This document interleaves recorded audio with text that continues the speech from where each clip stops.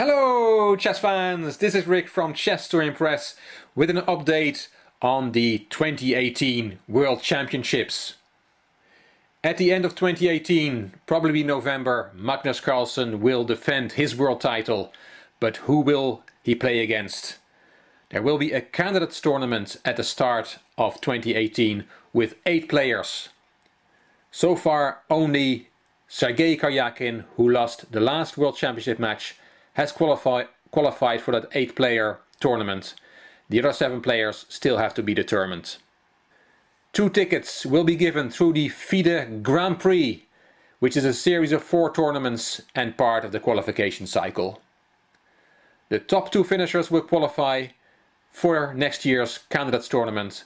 There are 24 players in the Grand Prix, and each tournament will be an 18-player, 9-round Swiss system tournament. These are the 4 tournaments. Sharjah in the United Arab Emirates was played in February, and Grishuk, Vachier-Lagrave and Mamedyarov finished all on +2 to win that tournament. You may want to check out video number 169. That is the video I made on the Sharjah tournament. This video is on the Moscow tournament, which was held in May and won by Ding Liren from China with +3. We go to Switzerland in July and finish off the Grand Prix series in Spain, in Palma de Mallorca in November. The top 2 players will go through the 2018 candidates tournament. At the moment, these 2 places are taken by Shahryar Mamedyarov from Azerbaijan and Ding Liren, the winner from the Moscow tournament. As you can see, they both got a lot of points from the first 2 events. All 24 players will play 3 of the 4 events.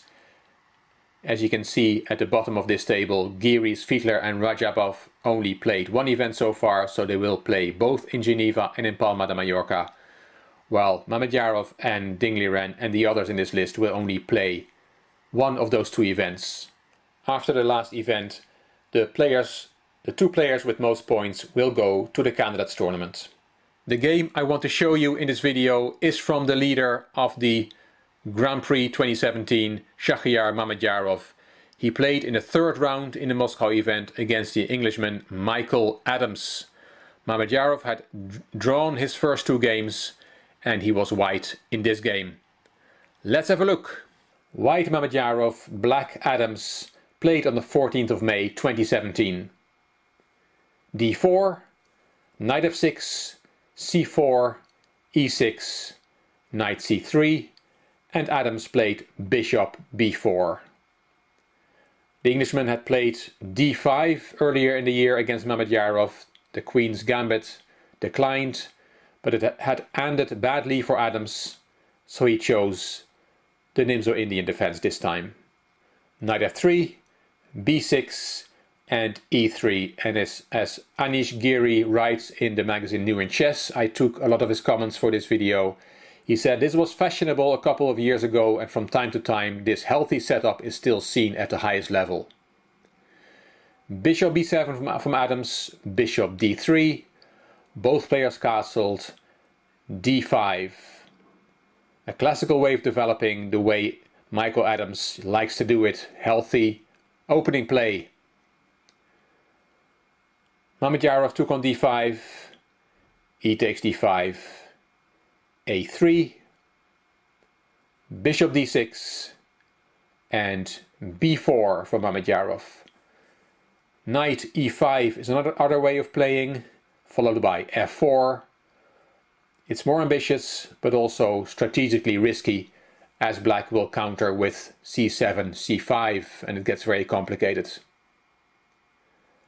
After the move from the game, b4, Adams played knight bd7, queen b3, a6, a4, queen e7, and rook b1. And now that rook is no longer on a1 where it's unprotected, white threatens b5. Adams played c6. He does not want to allow b5, as that would isolate his d5 pawn. Knight e4 instead of c6 would be a well-known strategic mistake, as Anish Giri calls it. He gives the following variation: knight takes d5, bishop takes d5, queen takes d5, and then black wins an exchange by playing knight c3 with a fork. Then white plays queen b3, knight takes b1, queen takes b1, attacking the h6 pawn. And after black plays h6, white has b5, a takes b5, a takes b5, and Giri says white has a lot of compensation for the exchange. He has a pawn, he has the bishop pair, and he has a strong pawn center. So c6 was played by Adams, a5 by Mamedyarov, the position is about equal, and rook fb8. And as Giri comments, black's strategy of playing on the queen side will not work out well. A takes b6, bishop c8, which Giri calls a clever idea. It moves the bishop to a better diagonal, the b file comes open for the rook, and then the b4 pawn comes under attack. But as Giri says, tactically it just doesn't work, as white is too quick attacking the king side. Mamedyarov played queen c2, a novelty, and it's clear that black is already in trouble. And not only that, Adams also was in time trouble already on move 16. Adams took on b6 and e4. D takes e4, knight takes e4, knight takes e4, bishop takes e4. The pawn on h7 is hanging, so Adams played h6 and rook e1, threatening bishop h7 check, winning the queen. Queen went to c7, and Giri said this was black's last chance. He should have played queen f8 instead, bringing his queen closer to the king for defense, and just give up the c6 pawn. Then black can still fight on being a pawn down. But after queen c7, bishop h7, the black king got attacked. King f8 and knight e5, and apparently Mamedyarov executed this move in a way that showed he knew he was winning. One of the ideas is to bring the rook to the queen side, rook b1, b3, and then it can join the attack on the king side. Knight d5 from Adams. He could have played bishop e6 instead, but then there is knight g6 check. If you take, then rook takes e6 with a big advantage, and if you play king e8, there is f4, and black is unlikely to survive. So knight d5 was played, and here comes a very nice move. Knight takes f7. Very strong move. If you take that knight with the king, you get checkmated by queen g6 check, king f8, and rook e8 is checkmate.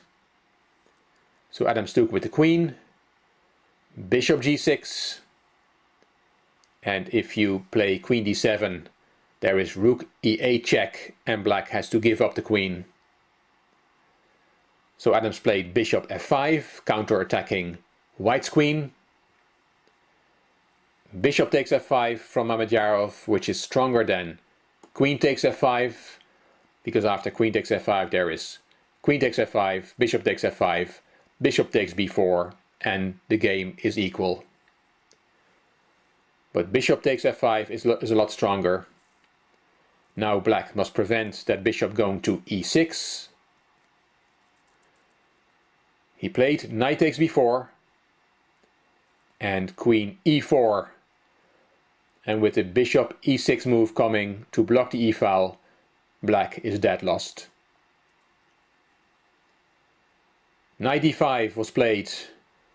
Let's look at another move. Let's look at rook e8, trying to get some helpers to the king. Then bishop e6. And if you move the queen to c7, there's queen f5 check, king e7, bishop d7 check, king d8, and rook takes e8 checkmate. Just to show one variation how quickly it can go. So knight d5 was played by Adams, bishop e6 from Mamedyarov. Here the best attempt is rook e8, but then white brings his b rook into the attack with rook b3, and is also much better. Adams in time trouble played queen f6, a bad move. There was rook takes b8 check, rook takes b8, queen h7, intending queen g8 check, checkmate in the black king. g5 was Adams' last move, and queen g8 check was the knockout move, as Geary called it.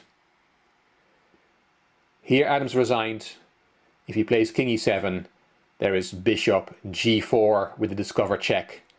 The king has no more squares, and black will have to start giving material and will be checkmated even then. Beautiful win from Shakhryar Mamedyarov with a raging kingside attack, which gave him his first win in the Moscow Grand Prix. He ended in second place, which gave him the overall lead in the Grand Prix standings and a great chance to qualify for the 2018 Candidates Tournament. Hope you enjoyed this game. If you did, please give it a thumbs up. Please subscribe to the Chess to Impress channel. I'm looking forward to your comments, and if you liked it, it would be great if you could share the video on YouTube. You also may want to check out my Chess to Progress channel. The link is in the description box. This is Rick from Chess to Impress. Thank you very much for watching.